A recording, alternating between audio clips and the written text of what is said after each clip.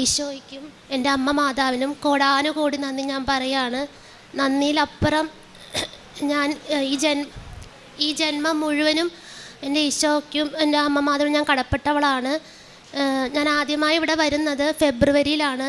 എൻ്റെ അമ്മയുടെ ഒരു രോഗസൗഖ്യത്തെക്കുറിച്ചിട്ടാണ് ഞാനിവിടെ പറയാൻ പോകുന്നത്. ഞാൻ ആദ്യമായിട്ട് വരുന്നത് ഫെബ്രുവരിയിലാണ് ഇവിടെ ആദ്യമായിട്ട് വരുന്നത്. വരാനുള്ള കാരണം എന്ന് പറയുന്നത് എൻ്റെ അമ്മയ്ക്കൊരു അപൂർവമായൊരു അസുഖത്തിൻ്റെ പേരൊന്നും അറിയില്ല, എന്ത് അസുഖമാണെന്നും അറിയില്ല, അതിന് മരുന്നുമില്ല.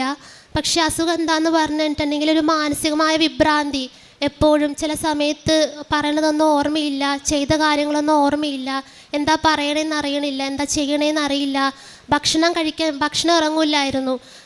അതുപോലെ തന്നെ ഉമിനീര് പോലും അമ്മ ഇറക്കില്ലായിരുന്നു. ഒരു മെഡിസിൻ 22 കൊല്ലമായിട്ടൊരു മെഡിസിൻ കഴിക്കുകയാണ്. ആ മെഡിസിൻ്റെ ഒരു ഇതിൽ മാത്രമാണ് ഭക്ഷണം കഴിച്ചിരുന്നുള്ളൂ. ആ മെഡിസിൻ ഒരു ദിവസം മുടങ്ങിയാൽ ഭക്ഷണം കഴിക്കില്ല. അതുപോലെ ഉമിനീര് വന്നതും ഒക്കെ തുപ്പിക്കളയുമായിരുന്നു. അങ്ങനത്തെ ഒരു രോഗമായിരുന്നു. എന്താണ് അസുഖം എന്ന് ഇന്ന് വരെ ഡോക്ടർമാർക്ക് പോലും കണ്ടുപിടിക്കാൻ പറ്റിയിട്ടില്ല അതെന്താ അസുഖമാണെന്നുള്ളത്. അങ്ങനെ ഞങ്ങൾ വിഷമത്തോടുകൂടി അങ്ങനെ 22 കൊല്ലമായിട്ട് ആ മെഡിസിൻ ഇങ്ങനെ തുടർച്ചയായിട്ട് കഴിച്ചുകൊണ്ടേ ഇരിക്കുകയാണ്.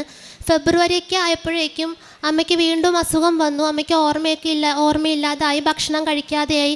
ഒരാഴ്ചയായിട്ട് ഒന്നും കഴിക്കണില്ല, ഉമിനീര് പോലും വന്നത് തുപ്പി കളയുമായിരുന്നു. അങ്ങനെ എൻ്റെ വല്യമ്മയാണ് ആദ്യമായിട്ട് മോനെ നമുക്ക് അന്നായിരുന്നു അമ്മയടുത്തൊന്ന് കൊണ്ടുപോയി നോക്കാം, കൃപാസനത്തിൽ അമ്മയടുത്തൊന്ന് കൊണ്ടുപോയി നോക്കാം, ഇനി അവസാന വഴി അതേ ഉള്ളൂ, വേറെ വഴിയൊന്നുമില്ല, ഡോക്ടർമാർക്ക് കൊണ്ടുപോയാലും അവർ ചെക്കപ്പ് ചെയ്യുമ്പോഴൊക്കെ ഒരു അസുഖവും ഇല്ല എന്നാണ് പറഞ്ഞു വിടണത്. അപ്പോൾ അങ്ങനെ ഒന്ന് പോയി നോക്കാമെന്ന് പറഞ്ഞ് ഞങ്ങളുടെ വല്യമ്മ എന്ന് പറഞ്ഞാൽ എൻ്റെ അമ്മയുടെ ഇരട്ട സഹോദരിയാണ്. ഒരുപോലെയാണ് ഇവർ, ഒരേ വയസ്സും ഒരേ പ്രായവും 5 മിനിറ്റത്തെ വ്യത്യാസമേ ഉള്ളൂ. വല്യമ്മയാണ് ഞങ്ങൾ ആദ്യമായിട്ട് ഇങ്ങോട്ട് കൊണ്ടുവന്ന് ഞാൻ അന്നത്തെ ദിവസം അമ്മയുടെ അടുത്ത് ഞാൻ ആദ്യം അച്ഛൻ്റെ കൈവെപ്പ് ശുശ്രൂഷ കിട്ടുമെന്ന് കരുതിയാണ് അന്ന് വന്നത്. പക്ഷേ ഇവിടെ വന്ന് ഓഫീസിൽ തിരക്കിയപ്പോഴാണ് അറിയണത് ഉടമ്പടി എടുത്തവർക്കേ അച്ഛൻ്റെ കൈവെപ്പ് ശുശ്രൂഷ കിട്ടുള്ളൂ എന്ന്.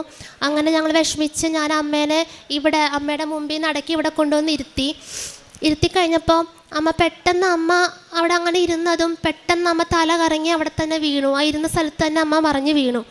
അപ്പോൾ എല്ലാവരും ചുറ്റുമുള്ളവരൊക്കെ ചോദിക്കുന്നുണ്ട് എന്ത് പറ്റിയെന്ന് ചോദിക്കുന്നുണ്ട്. അപ്പോൾ ഞാൻ പറഞ്ഞു എല്ലായിടത്തും എല്ലാം ഫുള്ള് കാര്യങ്ങൾ വിവരിക്കാൻ പറ്റാത്തതുകൊണ്ട് തല കറങ്ങി വീണതാണെന്ന് ഞാൻ പറഞ്ഞു. അപ്പോൾ അടുത്തുള്ളൊരു ചേച്ചി എനിക്കൊരു കുപ്പി വെള്ളമൊക്കെ തന്നിട്ട് പറഞ്ഞു മോളെ വെള്ളം കൊടുക്കുക എന്ന് പറഞ്ഞു. അപ്പോൾ എൻ്റെ കയ്യും കാലും കിടന്ന് വിറയ്ക്കുക, എന്താ നമുക്കൊന്നും അറിയില്ല.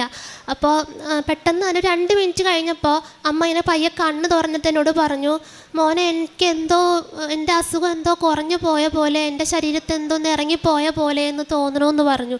അപ്പോൾ എനിക്ക് എന്താ അമ്മ പറയണേ, ഒന്നും ഉണ്ടാവില്ല, അമ്മ പ്രാർത്ഥിക്കുമെന്ന് പറഞ്ഞിട്ട് ഞാൻ അമ്മനെ കുറച്ച് നേരം കൂടെ 5 മിനിറ്റും കൂടെ. അപ്പം ഞങ്ങൾ 2 പേരും കണ്ണീരോടെ, ഞങ്ങളുടെ കണ്ണീന്ന് ഇങ്ങനെ നിറഞ്ഞൊഴുകുകയാണ്. അവസാന വഴിയാണ് അമ്മയെടുത്ത്, ഇനി വേറെ പോകാൻ സ്ഥലമോ മരുന്നോ ഒന്നുമില്ല.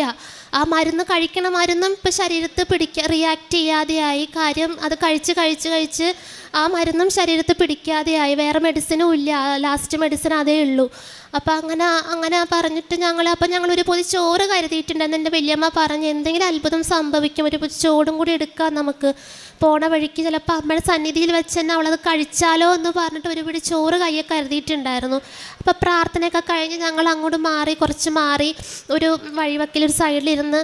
അപ്പോൾ അമ്മ പറഞ്ഞു എനിക്ക് വിശക്കണുണ്ട് നല്ലോണം, എനിക്ക് ചോറ് താന്ന് പറഞ്ഞു. അപ്പോൾ നമ്മൾ വേഗം ആ ചോറ് പൊതി കഴിച്ച് അമ്മയുടെ കൊടുത്തു.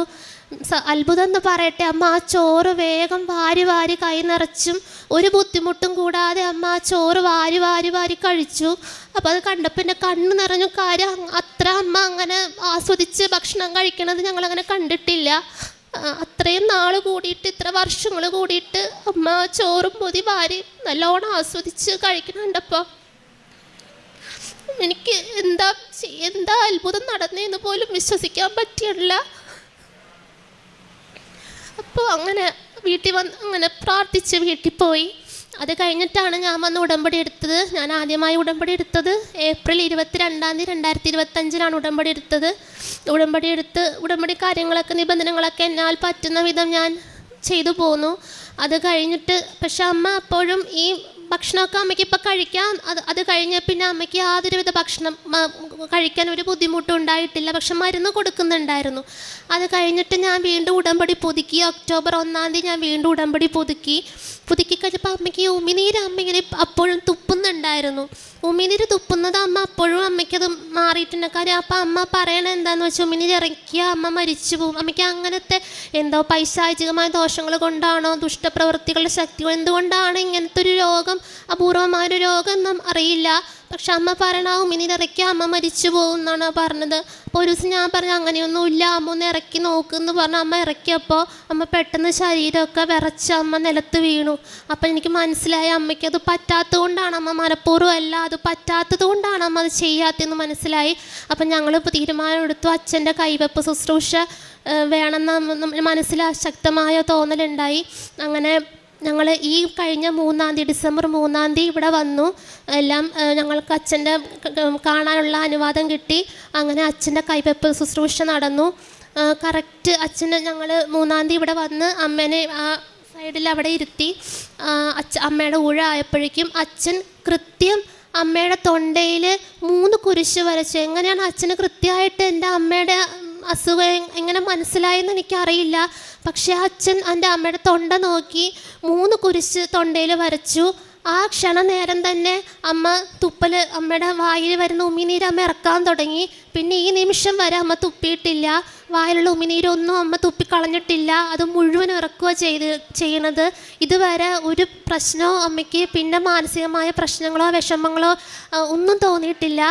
അതുപോലെ തന്നെ അമ്മയ്ക്ക് ആ സമയത്ത് തന്നെ പിന്നെ ഞങ്ങൾ അന്ന് തൊട്ട് അപ്പം അമ്മ വീട്ടിൽ പോയപ്പോൾ ചോദിച്ചു മരുന്ന് കഴിക്കണോ മോനെ, ഇനി മരുന്ന് കഴിക്കും. ഞാൻ വേണ്ട അമ്മ, ഇനി മരുന്ന് കഴിക്കണ്ട. കാര്യം അച്ഛൻ്റെ കൈവെപ്പ് ശുശ്രൂഷയെക്കാട്ട് കാൾ വേറെ ഒന്നും നമുക്ക് ഇനി ഇല്ല.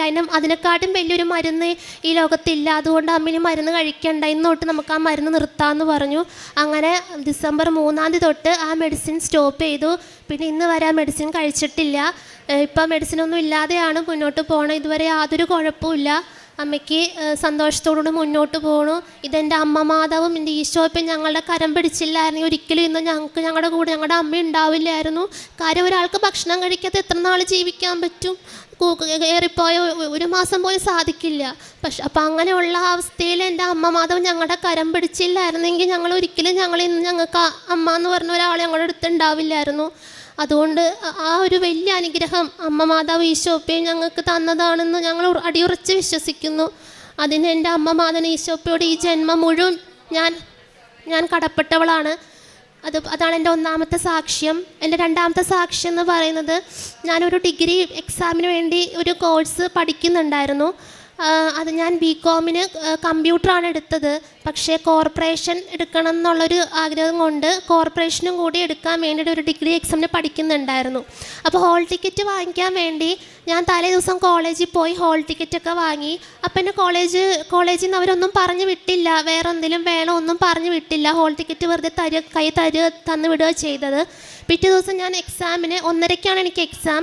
ഞാൻ ഒരു 12:30 ആയപ്പോൾ എത്തിക്കഴിഞ്ഞ് ഞാനിങ്ങനെ ഹോൾ ടിക്കറ്റ് നോക്കി റൂം നമ്പർ നോക്കുകയാണ്, ഏത് റൂമിലാണ് എനിക്ക് ഇരിക്കേണ്ടതെന്ന് നോക്കാൻ വേണ്ടി. ഞാൻ ആ ബോർഡിൽ ഉള്ള നമ്പറും എൻ്റെ ഹോൾ ടിക്കറ്റ് നമ്പറുമായിട്ട് ഇങ്ങനെ ഒത്തു നോക്കിക്കൊണ്ടിരിക്കുന്ന സമയത്ത് 2 കുട്ടികൾ എൻ്റെ പുറകെ വന്നിട്ട് പറഞ്ഞു, ചേച്ചിയുടെ ഹോൾ ടിക്കറ്റിൽ എന്താ ഫോട്ടോ ഇല്ലാത്തത്? ഫോട്ടോയും അതുപോലെ ഫോട്ടോയുടെ മേളിൽ ആരെങ്കിലും അറ്റസ്റ്റ് ചെയ്യിപ്പിക്കണം, ഗവൺമെൻറ് സ്റ്റാഫ് ആരെങ്കിലും അറ്റസ്റ്റ് ചെയ്യിപ്പിക്കണം എന്ന് പറഞ്ഞു. അപ്പോൾ സമയം 12:30 ആയി. എനിക്ക് 1:30-ക്ക് എക്സാം സ്റ്റാർട്ട് ചെയ്യും.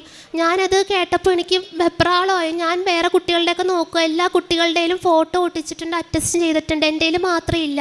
അപ്പോൾ ഞാൻ വേഗം ഓഫീസിലോട്ട് ഓടിച്ചെന്നു. ഞാൻ അവിടെ പോയി അവിടുത്തെ സാറിനോട് ചോദിച്ചു, പ്രിൻസിപ്പളിനോട് ചോദിച്ചു, ഇന്ന പോലെ ഫോട്ടോയും ഇതും അറ്റസ്റ്റ് ചെയ്യിപ്പിക്കണോ, ചെയ്തില്ലെങ്കിൽ കുഴപ്പമുണ്ടോ, എക്സാം എഴുതാൻ പറ്റുമോ എന്ന് ചോദിച്ചപ്പോൾ അവിടെ നിന്ന് പറഞ്ഞു അങ്ങനെ പറ്റില്ല, അങ്ങനെയാണെങ്കിൽ ഫോട്ടോ ഇല്ലെങ്കിൽ എഴുതാൻ പറ്റില്ല, അതുപോലെ അറ്റസ്റ്റും ചെയ്യിപ്പിക്കണം, അല്ലെങ്കിൽ പിന്നെ അടുത്ത കൊല്ലം എക്സാം എഴുതാൻ പറ്റുള്ളൂ എന്ന് പറഞ്ഞു. അപ്പം ഞാൻ വളരെ വിഷമത്തിൽ എൻ്റെ കൈയും കാലും വിറയ്ക്കുക. ഞാൻ വളരെ പ്രതീക്ഷയോടെ എക്സാം എഴുതില്ല, തയ്യാറെടുപ്പോടെ പോയതാണ്. പെട്ടെന്ന് എനിക്കിത് കേട്ടപ്പോൾ കാര്യം സമയമില്ല, എൻ്റെ മുമ്പിൽ 1:30-ക്ക് എക്സാമാണ്. ആകെ കുറച്ച് സമയത്തിനുള്ളിൽ ഫോട്ടോ കയ്യിലില്ല, ഫോട്ടോ എടുക്കണം, പോയി എടുത്തിട്ടേ ഒട്ടിക്കാൻ പറ്റുള്ളൂ. ഞാൻ അങ്ങനെ വിറച്ച് കോളേജിൻ്റെ ഗേറ്റിൻ്റെ വാതിൽക്കൽ നിൽക്കുകയാണ്. ബസ് കാത്ത് നിൽക്കുകയാണ്, ഫോട്ടോ എടുക്കാൻ പോണ സ്ഥലത്തേക്ക് ബസ് കാത്ത് നിൽക്കുകയാണ്. പക്ഷെ ഒറ്റ ബസ് വരണില്ല, ആ വഴി അങ്ങനെ ബസ് റൂട്ടുള്ളതല്ല. കുറേ നേരം ഒരു 5-10 മിനിറ്റ് അടുത്ത് ഞാൻ നിന്നു അവിടെ തന്നെ. പെട്ടെന്നൊരു ഓട്ടോറിക്ഷ എൻ്റെ മുമ്പിൽ വന്നു. അപ്പോൾ എൻ്റെ മനസ്സെന്നോട് പറഞ്ഞു, നീ അതിന് കൈ കാണിക്കാൻ പറഞ്ഞു. ഞാൻ വേഗം ആ ഓട്ടോറിക്ഷ കൈ കാണിച്ച് ഓട്ടോറിക്ഷക്കാരൻ്റെ മുമ്പിൽ നിർത്തി. അപ്പോൾ ഞാനിങ്ങനെ കരഞ്ഞ് കണ്ണ് കലങ്ങി ഇങ്ങനെ വിറച്ച് നിൽക്കണ്ടപ്പോൾ എന്ത് പറ്റി മോളേന്ന് ചോദിച്ചപ്പോൾ ഞാൻ പറഞ്ഞു, എനിക്ക് എക്സാം 1:30 സ്റ്റാർട്ട് ചെയ്യും, ഫോട്ടോ ഒട്ടിച്ചിട്ടില്ല, അറ്റസ്റ്റ് ചെയ്യിച്ചിട്ടില്ല, ഇത് ചെയ്യാതെ എക്സാം എഴുതിക്കില്ല എന്നവർ പറഞ്ഞപ്പോൾ മോള് കയറിക്കോളാൻ പറഞ്ഞു. ഞാൻ വേഗം ഓട്ടോറിക്ഷ കയറി. ആ ചേട്ടൻ എന്നെ ഒരു സ്റ്റുഡിയോയുടെ മുമ്പിൽ കൊണ്ട് നിർത്തി വേഗം ഞാൻ ഫോട്ടോ എടുത്തു. 5 മിനിറ്റിനുള്ളിൽ എനിക്ക് 4 ഫോട്ടോ വേഗം എടുത്ത് തന്നു. അപ്പോൾ അവിടെ കൊടുക്കാൻ പൈസ ഉണ്ടായില്ല എൻ്റെ കയ്യിൽ. കാര്യം ഞാൻ ആകെ ബസ് കാശ് മാത്രം കയ്യിൽ പിടിച്ചുകൊണ്ടാണ് പോയത്. അപ്പോൾ പൈസ ഇല്ല എൻ്റെ കയ്യിൽ. അപ്പോൾ ആ സ്റ്റുഡിയോയിലെ ആൾ പറഞ്ഞു, പിന്നെ തന്നാൽ മതി. ആ ചേട്ടനും എനിക്ക് അവിടെയും അമ്മ അനുഗ്രഹം തന്നു. പിന്നെ തന്നാൽ മതി മോൾ, എക്സാം എഴുതി കഴിഞ്ഞിട്ട് വന്നിട്ട് തന്നാലും മതി എന്ന് പറഞ്ഞിട്ട് എന്നെ അവിടെ നിന്ന് പറഞ്ഞു വിട്ടു. പിന്നെ നേരെ പോയത് ഒരു ഗവൺമെൻറ് സ്കൂളിലാണ്.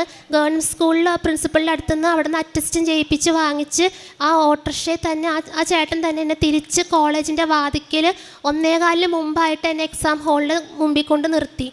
എന്താ പറയേണ്ടത് എനിക്ക്? ഞാൻ ആ എക്സാം എഴുതാതെ തിരിച്ചു സന്തോഷത്തോടുകൂടി ഞാൻ എക്സാം എഴുതി. ഒരിക്കലും ആ എക്സാം എഴുതാതെ തിരിച്ചു പോരും എന്നാണ് ഞാൻ വിചാരിച്ചത്. കാര്യം 1:30 മുമ്പിൽ ഇത്രയും കാര്യങ്ങൾ ചെയ്ത് കിട്ടുകയെന്ന് പറഞ്ഞാൽ എനിക്കറിയില്ല. കാര്യം ബസ് വാഹനങ്ങളൊന്നും വരാത്തൊരു റൂട്ടാണ്. കുറേ ഒരു മണിക്കൂറൊക്കെ നിന്നിട്ടാണെങ്കിൽ ഒരു ബസ്സൊക്കെ വരണം. ഒരു ഓട്ടോറിക്ഷ പോലും കിട്ടാത്തൊരു സ്ഥലമാണ്. അതെൻ്റെ അമ്മ മാതാവ് ഓട്ടോറിക്ഷക്കാരൻ്റെ രൂപത്തിൽ എൻ്റെ മുന്നിൽ വന്ന് എൻ്റെ അമ്മ എന്നെക്കാളും കൂടുതൽ എനിക്ക് എന്താ ആവശ്യമുണ്ടെന്ന് അറിഞ്ഞ് എൻ്റെ അമ്മ വന്ന് ചെയ്തെന്ന് ഞാൻ പരിപൂർണമായി അടിയുറച്ച് വിശ്വസിക്കുന്നു. എൻ്റെ അമ്മ അന്ന് ആ സമയത്ത് അവിടെ വന്നില്ലായിരുന്നു. ആ എക്സാം ഞാൻ ഒരിക്കലും എഴുതില്ലായിരുന്നു. അതെൻ്റെ അമ്മ മാതാവ് തന്ന വലിയൊരു അനുഗ്രഹമായിട്ടാണ് ഞാൻ എന്നും അടിയുറച്ച് വിശ്വസിക്കുന്നു. അതാണ് എൻ്റെ 2ാമത്തെ സാക്ഷ്യം. 3ാമത്തേന്ന് പറഞ്ഞിട്ടുണ്ടെങ്കിൽ, ഞങ്ങളുടെ വീട്ടിൽ ഡ്രെയിനേജിൻ്റെ പൈപ്പ് റോട്ടിൽ, അതായത് ആൾക്കാരൊക്കെ മെയിൻ റോഡിൻ്റെ സൈഡിൽ കൂടെയാണ് സൈഡ് ക്രോസ് ചെയ്തിട്ടാണ് ഇട്ടിരിക്കുന്നത് ഡ്രെയിനേജിൻ്റെ പൈപ്പ് കാനയിലോട്ട്. അപ്പോൾ അതൊരു വട്ടം ബ്ലോക്കായിട്ട് നമ്മുടെ വെള്ളമൊക്കെ ഇങ്ങനെ റോട്ടിലോട്ട് ഒഴുകുന്ന കണ്ട ആൾക്കാർ ഞങ്ങളുടെ വീട്ടിൽ വന്ന് പറഞ്ഞു, നിങ്ങളുടെ പൈപ്പാണെന്ന് തോന്നുന്നു പൊട്ടിയിട്ടിരിക്കുന്നത്, ഭയങ്കര സ്മെല്ലുണ്ട്, ഞങ്ങൾക്ക് വഴിയിലൊക്കെ നടക്കണ്ടേ, നിങ്ങളത് എത്രയും വേഗം ശരിയാക്കണം, ഡ്രെയിനേജിൻ്റെ ഇത് ശരിയാക്കണം, പെട്ടെന്ന് തന്നെ ശരിയാക്കണം എന്ന് പറഞ്ഞു. അപ്പോൾ നമുക്കും അറിയില്ലായിരുന്നു നമ്മുടെ പൈപ്പാണ് പൊട്ടിയത്. ആൾക്കാരിങ്ങനെ വന്ന് പറഞ്ഞപ്പോഴാണ് അറിയണത് നമ്മുടെ വീട്ടിലെ പൈപ്പാണ് പൊട്ടിയെന്ന്. അപ്പോൾ അച്ഛൻ അന്ന് തന്നെ കുറേ ആൾക്കാരോട് ചോദിച്ചു ഇങ്ങനെ പോലെ ചെയ്തു തരാൻ വേണ്ടിയിട്ട്. പക്ഷെ ആരും ഡ്രെയിനേജിൻ്റെ പൈപ്പായതുകൊണ്ടോ എന്തോ, അതുപോലെ മുനിസിപ്പാലിറ്റിയുടെ സാങ്ഷനൊക്കെ വേണം ഇത് ചെയ്യണമെങ്കിൽ, അപ്പോൾ ആരും അതിന് മുന്നിട്ട് വന്നില്ല ചെയ്യാനായിട്ട്. അങ്ങനെ അമ്മമാതിനോട് വിഷമിച്ചിരുന്ന് പ്രാർത്ഥിച്ചപ്പോൾ ഒരു ചേട്ടനോട് ചോദിച്ചപ്പോൾ ആ ചേട്ടൻ വരാമെന്ന് സമ്മതിച്ചു. അങ്ങനെ ഞങ്ങളപ്പോൾ അന്ന് തലേന്ന് ദിവസം രാത്രി ഞങ്ങളവിടെ അമ്മയുടെ ഉപ്പിട്ട് പ്രാർത്ഥിച്ചിട്ടുണ്ടായിരുന്നു, അമ്മേ നാളെ തന്നെ ഇത് ശരിയാക്കണം. കാര്യം അല്ലെങ്കിൽ ആൾക്കാർ വന്ന് നമ്മുടെ വീട്ടിൽ വന്ന് കംപ്ലൈൻറ്റ് പറയുകയാണ്, നമ്മുടെ പൈപ്പ് വഴി നടക്കാൻ പറ്റുള്ള, വഴിയിൽ ഇരിക്കാൻ പറ്റുള്ള എന്ന് പറഞ്ഞ് കംപ്ലൈൻറ്റ് പറയുകയാണ്. അപ്പോൾ അമ്മയുടെ ഉപ്പിട്ട് പ്രാർത്ഥിച്ചിട്ടുണ്ടായിരുന്നു അവിടെ. പിറ്റേ ദിവസം ഒരു ചേട്ടൻ നമ്മുടെ ഇത് ശരിയാക്കി തരാം, കുഴപ്പമൊന്നുമില്ല എന്ന് പറഞ്ഞിട്ട് ആ ചേട്ടൻ, കാര്യം ആ ചേട്ടന് പേടിയൊന്നും അല്ല, എല്ലാവരോടും ചോദിച്ചിട്ട് അവർ മുനിസിപ്പാലിറ്റി അവർ പ്രശ്നം ഉണ്ടാക്കും എന്ന് പറഞ്ഞ് എല്ലാവരും വഴിമാറി. പക്ഷെ ആ ചേട്ടൻ എന്തുകൊണ്ടും മുന്നിട്ട് വന്ന് കുഴപ്പമില്ല ചെയ്യാമെന്ന് പറഞ്ഞിട്ട് ആ ചേട്ടൻ വളരെ കഷ്ടപ്പെട്ടു. അപ്പോൾ എന്താണെന്ന് വെച്ചാൽ ബ്ലോക്കിൽ വലിയൊരു കരിങ്കല്ല് ഇങ്ങനെ കയറിയിരിക്കുമായിരുന്നു ആ പൈപ്പിനകത്ത്. അത് വന്ന് ബ്ലോക്കായതാണ്. ആ ചേട്ടൻ വളരെ കഷ്ടപ്പെട്ട് ആ കല്ലെടുത്ത് കളഞ്ഞു. അങ്ങനെ പിന്നീട് ഇന്ന് വരെ ആ ഒരു ബ്ലോക്കോ ഒന്നും വന്നിട്ടില്ല. അതും പരിശുദ്ധ അമ്മയുടെ അനുഗ്രഹത്താൽ സാധിച്ചതാണ്. ഇതെല്ലാം എൻ്റെ അമ്മ മാതാവ് ഇതുപോലെ ഒത്തിരി ചെറുതും വലുതുമായ ഒരുപാട് അനുഗ്രഹങ്ങൾ അമ്മ എന്ന് ഞങ്ങളുടെ കയ്യെ കിട്ടി. അന്ന് തൊട്ട് അമ്മ ഞങ്ങൾക്ക് അനുഗ്രഹങ്ങൾ മാത്രം, എന്ത് വിഷമം പറയാനും അമ്മ ആ നിമിഷം തന്നെ ഞങ്ങൾക്ക് അത് സാധിച്ചു തരും. ഒത്തിരി അനുഭവങ്ങളുണ്ട്, അതൊന്നും ഇവിടെ പറയാൻ ഇപ്പോൾ പറ്റാത്തത് കൊണ്ട് ഏറ്റവും പ്രധാനപ്പെട്ടത് പറഞ്ഞതേ ഉള്ളൂ. എല്ലാം അമ്മ ഞങ്ങളുടെ കൂടെ തന്നെയുണ്ട്. ഞങ്ങളുടെ കൈ പിടിച്ച് അമ്മ നടത്തുന്നുണ്ട്. ഞങ്ങളെ ഓരോ ദിവസവും അമ്മയെ വിളിച്ചാണ് ഓരോ ദിവസവും മുന്നോട്ട് പോകുന്നത്. എൻ്റെ അമ്മ മാതാവിനും തിരുക്കുമാരനും ഈ ജന്മം മുഴുവൻ ഞാൻ കടപ്പെട്ടിരിക്കുന്നു. എൻ്റെ അമ്മയെ തിരിച്ചു തന്നതിന് 1000 നന്ദി, 1 കോടി നന്ദി, 1000 നന്ദി പറയുന്നു അമ്മയെടുത്ത്. അതുപോലെ എൻ്റെ അമ്മയ്ക്ക് 2 വാക്ക് നന്ദി പറയാനായിട്ട്. എൻ്റെ അസുഖം എൻ്റെ മാതാവ് എങ്ങനെ നന്ദി പറയണമെന്ന് എനിക്കറിയില്ല.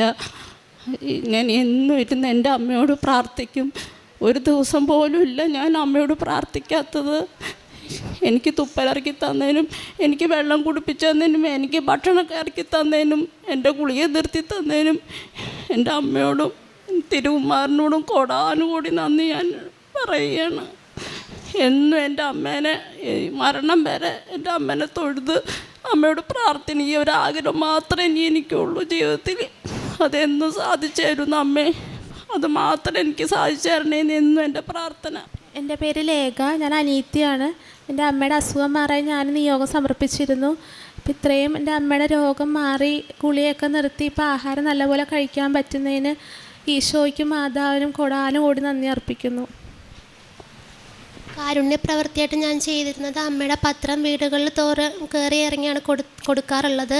ഞാൻ ബസ് സ്റ്റാൻഡുകളിലൊന്നും അങ്ങനെ കൊടുക്കാനും ഒരുപാട് പേര് ഇങ്ങനെ ചവിട്ടി അങ്ങനെയൊക്കെ കയ്യെ കിട്ടണ സമയം അവരൊന്നും വായിക്കാൻ പോലും ചിലവർ കൂട്ടാക്കാതെ അങ്ങനെ ചവിട്ടിയ രീതിയിലൊക്കെ ഞാൻ കണ്ടപ്പോൾ അതെനിക്ക് ഭയങ്കര വിഷമമാണ്. അങ്ങനെ ഞാൻ ചിലപ്പോഴൊക്കെ ആ പത്രം എടുത്തുകൊണ്ട് വന്ന് എവിടെയെങ്കിലും കാര്യം അത് വായിക്കാൻ കൂടെ പറ്റാത്ത രീതിയിൽ ആൾക്കാർ വളരെ അങ്ങനത്തെ ഒരു സാഹചര്യത്തിൽ കണ്ടതുകൊണ്ട് ഞാനത് ചിലപ്പോഴൊക്കെ എടുത്ത് വന്ന് എവിടെയെങ്കിലും ആരും ചവിട്ടാത്ത സ്ഥലത്തൊക്കെ കൊണ്ടുകൊണ്ടൊന്ന് വെക്കാറുണ്ട്.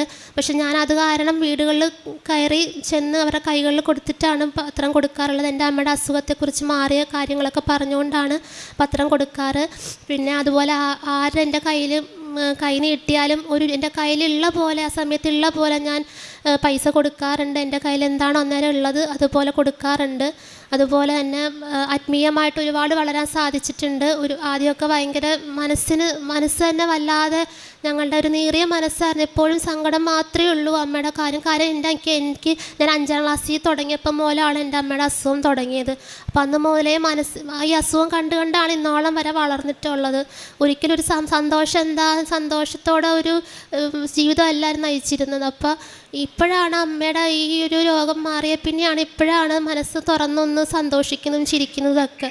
അപ്പോൾ അങ്ങനെ അല്ലാതെ തന്നെ ആത്മീയമായി ഒരുപാട് വളരാൻ ആഗ്രഹിച്ചിട്ടുണ്ട്. അതുപോലെ അച്ഛൻ്റെ കൈവെപ്പ് ശുശ്രൂഷയുടെ അനുഗ്രഹം കൊണ്ട് മാത്രമാണ് എൻ്റെ അമ്മയുടെ ഉമിനീര് ഇറക്കുന്നത്. അച്ഛനൊരാപത്തും വരരുതേ, അച്ഛൻ്റെ കാലിന് മുള്ളു പോലും കൊള്ളരുതേ എന്ന് എപ്പോഴും അമ്മ മാതാവിനോട് പ്രാർത്ഥിക്കും. കാര്യം ഇനിയും അനേകായിരം മക്കൾക്ക് അച്ഛൻ്റെ കൈവെപ്പിലൂടെ ഇനിയും ഒരുപാട് മക്കളെ ഉയർത്തെഴുന്നേറ്റ് വരാനുണ്ട്. അതുകൊണ്ട് അച്ഛനെന്നും ആയുരാരോഗ്യ സൗഖ്യത്തോടെ ഇരിക്കാൻ എന്നും അമ്മ മാതാവിനോട് ഹൃദയം നിറഞ്ഞ് പ്രാർത്ഥിക്കാറുണ്ട്. അച്ഛനെന്നും അമ്മ അനുഗ്രഹിക്കട്ടെ എന്ന് പ്രാർത്ഥിക്കുന്നു. യെശയ്യാ 41:10 ഭയപ്പെടേണ്ട, ഞാൻ നിന്നോട് കൂടെയുണ്ട്. സംഭ്രമിക്കേണ്ട, ഞാനാണ് നിൻ്റെ ദൈവം. ഞാൻ നിന്നെ ശക്തിപ്പെടുത്തുകയും സഹായിക്കുകയും ചെയ്യും. എൻ്റെ വിജയകരമായ വലത് കരം കൊണ്ട് ഞാൻ നിന്നെ താങ്ങി നിർത്തും. ലക്ഷ്മി എന്ന ഈ മകളുടെ വളരെ ഉടമ്പടിയിൽ അടിയുറച്ച ജീവിത സാക്ഷ്യമാണ് നാം കേട്ടുകൊണ്ടിരുന്നത്. പരിശുദ്ധ അമ്മയിലുള്ള വലിയ ആശ്രയത്വം കുടുംബത്തിൽ എങ്ങനെ അനുഗ്രഹമായി തീർന്നുവെന്ന് മകൾ പങ്കുവയ്ക്കുകയായിരുന്നു. അമ്മയുടെ വളരെ ഗുരുതരമായ ക്ലേശകരമായ രോഗാവസ്ഥയുമായി ബന്ധപ്പെട്ടാണ് ഈ കുടുംബം അമ്മ മാതാവിൻ്റെ തിരുനടയിലേക്ക് ആദ്യം പ്രാർത്ഥിക്കുവാൻ വരുന്നത്. ലക്ഷ്മി അത് സൂചിപ്പിച്ചു. ഇവിടെ ദേവാലയ ഫ്രണ്ടിൽ കൊണ്ടുവന്ന അമ്മയെ ഇരുത്തിയപ്പോൾ തന്നെ അമ്മ അവിടെ നിലത്ത് വീഴുകയും വല്ലാതെ അസ്വസ്ഥയാവുകയും ചെയ്തു. എന്നാൽ അല്പനേരത്തിന് ശേഷം നേരെ എഴുന്നേറ്റ് വന്ന് ഭക്ഷണം ചോദിച്ചുവെന്നാണ് സാക്ഷ്യപ്പെടുത്തുന്നത്. ഒട്ടും ഭക്ഷണം കഴിക്കാതെ വെള്ളം പോലും ഇറക്കാനാവാതെ രോഗക്ലേശത്തിന് മാത്രമായിരുന്ന ഒരു സഹോദരി അമ്മ മാതാവിൻ്റെ തിരുനടയിൽ വന്ന് അമ്മയെ ഒരു നോക്ക് കണ്ട് ഉടമ്പടി എടുക്കുന്നതിന് മുമ്പ് തന്നെ പ്രാർത്ഥനയിൽ തന്നെ മുഴുവനായി അമ്മയിലേക്ക് ഏൽപ്പിച്ചു കൊടുക്കുമ്പോൾ ആ നിമിഷങ്ങളിൽ ലഭിച്ച വലിയ രോഗസൗഖ്യത്തെ, ജീവനിലേക്ക് തിരികെ വരുവാൻ അമ്മ നീട്ടിയ ആ കരബലത്തെ, അതിനെയാണ് മകൾ ആദ്യം സാക്ഷ്യപ്പെടുത്തിയത്. രണ്ടാമത്തത് ആ രോഗത്തോടൊപ്പം ഉണ്ടായിരുന്ന ഒരു പ്രയാസമായിരുന്നു എപ്പോഴും തുപ്പി നടക്കുക, ഉമ്മുനീര് ഉള്ളിലേക്ക് ഇറക്കാനാവാതെ ക്ലേശിക്കുക. അത് മകൾ പറഞ്ഞുവത് ഉടമ്പടി എടുത്തതിന് ശേഷം അച്ഛനെ കാണാൻ വേണ്ടി ചീട്ടെടുക്കുകയും അങ്ങനെ അച്ഛൻ ഇവിടെ പ്രാർത്ഥിക്കുന്ന സമയത്ത്, കൈവെപ്പ് ശുശ്രൂഷയുടെ സമയത്ത് ഒന്നും അങ്ങോട്ട് പറയാതെ അച്ഛൻ നേരെ തൻ്റെ തള്ളവിരൽ കൊണ്ട് സൈത്ത് പൂശി അമ്മയുടെ തൊണ്ടക്കുഴലിൽ 3 തവണ കുരിശടയാളം വരച്ചുവെന്ന്. അന്ന് ആ നിമിഷം എന്തോ വല്ലാതെ ഇറങ്ങിപ്പോകുന്നത് പോലെ സഹോദരിക്ക് അനുഭവപ്പെടുകയും പിന്നീട് ഇന്ന് വരെ ആ തുപ്പി നടക്കുന്ന ശീലത്തിൽ നിന്ന് പൂർണ്ണമായ വിടുതൽ ലഭിച്ചു. മരുന്നെല്ലാം നിർത്തി, യാതൊരു മരുന്നും എടുക്കാതെ സാധാരണ പോലെ അമ്മയ്ക്ക് ആരോഗ്യം വീണ്ടും കിട്ടുന്നതിനെയാണ് സാക്ഷ്യപ്പെടുത്തുന്നത്. രണ്ടും ഉടമ്പടി ജീവിതം ഉടനടി പരിഹാരമെന്ന് കൃപാസനം പത്രത്തിൽ നാം നിരന്തരം വായിക്കുന്ന അതേ വാചകങ്ങളാണ് ഈ മകൾ ഈ അൾത്താരയിൽ സാക്ഷ്യപ്പെടുത്തുന്നത്. അമ്മയുടെ അരികിൽ വന്നൊരു നോക്ക് കണ്ട് ആ നിഷ്കളങ്കമായ ഭക്തിയിൽ, പൂർണ്ണമായ ശരണത്തിൽ, കണ്ണീരോടെ മറ്റൊരിടം ഇനി കൊണ്ടുപോകുവാനില്ല, അമ്മയുടെ സന്നിധി മാത്രമാണ് അവസാന ആശ്രയം, അല്ലെങ്കിൽ ഇനി മരണമേ ഉള്ളൂ എന്ന അത്ര കണ്ട് ദയനീയമായി ജീവിതത്തെ ഏൽപ്പിച്ചു കൊടുക്കുമ്പോൾ പരിശുദ്ധ അമ്മ ഈ അമ്മയെ എത്ര കണ്ട് ആരോഗ്യത്തിലേക്ക്, സംരക്ഷണയിലേക്ക് മാറ്റുന്നുവെന്ന് മകൾ സാക്ഷ്യപ്പെടുത്തുകയാണ്. ഉടമ്പടി എടുക്കുന്നവർക്ക് എപ്പോഴും ദൂതന്മാരുടെ സംരക്ഷണം ഉറപ്പാണെന്ന് നാം കാണാറുണ്ട്. അത് വ്യക്തികളായി തന്നെ ഇടപെടുന്നത്, സന്ദേശത്തിലൂടെ കൈമാറുന്നത്, സ്വപ്നത്തിൽ തെളിവുകളും അടയാളങ്ങളും മുന്നോട്ടുള്ള വഴികളും പറഞ്ഞു തരുന്നത് നമുക്ക് അനുഭവിക്കുവാനാവും. മകൾ പറയുന്നുണ്ട്, പരീക്ഷയ്ക്ക് വേണ്ടി ഹാളിൽ ചെല്ലുമ്പോഴാണ് ഹാൾ ടിക്കറ്റിൽ ഫോട്ടോ ഒട്ടിച്ചിട്ടില്ല, ഒരു ഗസറ്റഡ് ഓഫീസർ സിഗ്നേച്ചർ ചെയ്തിട്ടില്ലെന്ന് തിരിച്ചറിയുന്നത്. അത് മറ്റുള്ളവർ പറഞ്ഞ് അറിയുന്ന നിമിഷം മകളതിൻ്റെ ക്ലേശാവസ്ഥയെല്ലാം പറഞ്ഞു. വാഹന സൗകര്യമില്ലാത്ത, വല്ലപ്പോഴും മാത്രം ഏതെങ്കിലും വാഹനം ഓടുന്ന റോഡരികിലേക്ക് ഇറങ്ങി നിൽക്കുമ്പോൾ എന്ത് ചെയ്യുമെന്നൊരു പിടുത്തവുമില്ല. പരീക്ഷ നഷ്ടപ്പെടുമെന്ന് ഏതാണ്ട് ഉറപ്പാകുമ്പോഴാണ് ഒരു വ്യക്തി ഓട്ടോ നിർത്തുന്നതും പിന്നീട് സ്വന്തമെന്നതുപോലെ കൊണ്ടു നടന്ന് ഫോട്ടോ എടുപ്പിച്ച് സ്കൂളിൽ കൊണ്ടുപോയി ഒപ്പുവെപ്പിച്ച് പരീക്ഷയുടെ സമയത്തിന് മുമ്പ് എത്തിച്ച് മകളെ കൊണ്ട് പരീക്ഷ എഴുതിക്കുന്നത്. മകളത് ഓരോ തവണയും പറയുന്നുണ്ട്, അത് അമ്മ മാതാവ് അയച്ചു തന്ന ഓട്ടോക്കാരനാണ്. കാരണം ഉടമ്പടിയിൽ എപ്പോഴും നമുക്കതങ്ങനെ തിരിച്ചറിയാൻ പറ്റും. നമ്മൾ ജീവിതമാകെ പ്രതിസന്ധിയിലായി, മുന്നോട്ടുള്ള ഗതിയില്ലാതെ, നാം വല്ലാതെ സ്റ്റക്കായി നിൽക്കുമ്പോൾ നമുക്ക് പുതിയ വഴികൾ തുറന്നു തരുവാൻ പുതിയ വ്യക്തികൾ നമ്മുടെ ജീവിതത്തിലേക്ക് കൊണ്ടുവന്ന് അമ്മ പ്രതിസന്ധികളെ അതിജീവിക്കുവാൻ നമ്മളെ സഹായിച്ചു കൊണ്ടിരിക്കും. അതിൻ്റെ സാക്ഷ്യമാണ് മകൾ ഏറ്റുപറഞ്ഞ് ഈ അൾത്താരയിൽ പങ്കുവെച്ചത്. മകളുടെ വാക്കുകളിൽ മുഴുവനും അമ്മയോടുള്ള നിഷ്കളങ്കമായ സ്നേഹമാണ്. കുടുംബത്തിലെല്ലാവരും സംസാരിച്ചു. ഓരോരുത്തരും വളരെ എളിമയോടുകൂടി അമ്മയുടെ അരികിൽ അവരുടെ ജീവിതത്തിലേക്ക്, കണ്ണീരിൻ്റെ ജീവിതത്തിലേക്ക്, അനാഥത്വത്തിൻ്റെ ജീവിതത്തിലേക്ക്, ദുഃഖങ്ങളുടെ ജീവിതത്തിലേക്ക്, രോഗങ്ങളുടെ ജീവിതത്തിലേക്ക് അമ്മ എങ്ങനെ കടന്നു വന്ന് ആശ്വാസം, സന്തോഷം, പ്രത്യാശ അത് പകർന്നുവെന്ന് സാക്ഷ്യത്തിലൂടെ പങ്കുവയ്ക്കുകയാണ്. പരിശുദ്ധമ്മയുടെ പ്രത്യക്ഷീകരണ സന്നിധാനത്തിൽ നാം ഏതൊരു നിയോഗം കൊടുക്കുമ്പോഴും നിയോഗത്തിനൊപ്പം ജീവിതം സമർപ്പിക്കുവാൻ നാം തയ്യാറാണെങ്കിൽ അതെപ്പോഴും നമ്മളെ ദൈവിക അനുഗ്രഹത്തിലേക്ക് നയിക്കുന്ന അടയാളങ്ങൾ നൽകിക്കൊണ്ട് അമ്മ കൂടെയുണ്ട് എന്ന് നമ്മളെ ഓർമ്മിപ്പിച്ചു കൊണ്ടിരിക്കും. അമ്മയുടെ ദിവ്യമായ സാന്നിധ്യം ഈ കുടുംബത്തിൽ അതിൻ്റെ എല്ലാ ക്ലേശ സമയങ്ങളിലും അനുഭവിച്ചത് മക്കൾ സാക്ഷ്യപ്പെടുത്തുകയാണ്. ഡ്രെയിനേജ് വിഷയത്തിലും എല്ലാവരും ഒഴിഞ്ഞു മാറി പോകുമ്പോൾ ഒരു വ്യക്തി മുന്നോട്ട് വന്ന് എല്ലാ കഷ്ടപ്പാടും ഏറ്റെടുത്ത് ആ കുടുംബത്തെ സഹായിച്ചതിനെയും സഹോദരി സൂചിപ്പിച്ചു. പ്രിയമുള്ളവരെ, നമ്മൾ ഏത് ആപത്തിലകപ്പെട്ടാലും കൂടെ നിന്ന് പരിശുദ്ധമ്മ ദൂതന്മാരെ അയച്ച് നമ്മുടെ ജീവിതങ്ങളെ സംരക്ഷിക്കുമെന്ന് ഈ കുടുംബം ഏറ്റുപറയുകയാണ്. അവൻ പറയുന്നത് പോലെ ചെയ്യുമെന്ന് യോഹന്നാൻ 2:5 ആ ശിഷ്യന്മാരോട് അമ്മ മാതാവ് പറയുന്നത്, ആ ശിഷ്യന്മാർ പ്രവർത്തിക്കുമ്പോൾ അത് അനുഗ്രഹമായി തീരുന്നത് പോലെ ഉടമ്പടിയിൽ നമ്മോട് എന്താണോ പറയുന്നത് അത് ചെയ്യുവാൻ നമ്മൾ തീരുമാനിച്ച് ജീവിക്കുമ്പോൾ നമ്മുടെ ജീവിത വിഷയങ്ങൾക്ക് മേൽ ദൈവികമായ പരിഹാരങ്ങൾ, നാം പോലും പ്രതീക്ഷിക്കാത്ത അനുഗ്രഹങ്ങൾ അമ്മ നമുക്ക് വേണ്ടി നേടിത്തരുന്നതും കൈകളിൽ വെച്ചു തരുന്നതും അനുഭവിക്കുവാനാവും. അതിൻ്റെ സുന്ദരമായ വിശ്വാസ സാക്ഷ്യങ്ങളാണ് ഈ കുടുംബം നമ്മുടെ മുമ്പിൽ പങ്കുവെച്ചത്. ഈ കുടുംബത്തിന് ലഭിച്ച എല്ലാ അനുഗ്രഹങ്ങൾക്കും ബോധ്യങ്ങൾക്കും അമ്മ മാതാവിൻ്റെ സംരക്ഷണത്തിനും നന്ദി പറഞ്ഞുകൊണ്ട് കരങ്ങളടിച്ച് ഈ സാക്ഷ്യം നമുക്ക് സമർപ്പിക്കാം.